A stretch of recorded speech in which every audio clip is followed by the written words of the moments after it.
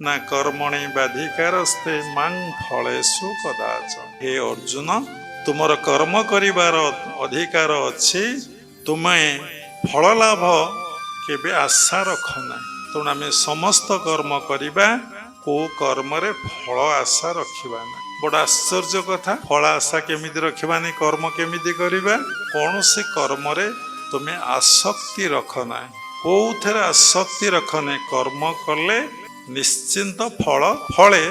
ତୁମେ ଫଳ ଆଶା ରଖିବ କାହିଁ, କାମନା ରଖିବ କାହିଁ? ଗଛଟିଏ ଲଗେଇବେ, ତାକୁ ବାଡ଼ ବୁଜିବେ, ସାର ଔଷଧ ଦେବେ, ପାଣି ଦେବେ, ଯତ୍ନ କରିବେ, ନିଶ୍ଚିନ୍ତ ଦିନେ ଫୁଲ ଆଉ ଫଳ ହବ।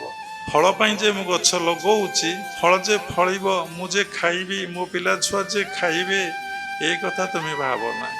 ତୁମେ କର୍ମ କରିଯାଅ, ନିଶ୍ଚିନ୍ତ ଭାବରେ ଫଳ ଫଳିବ, ତୁମେ ଉପକୃତ ହବ, ଅନେକ ଲୋକ ଉପକୃତ ହେବେ।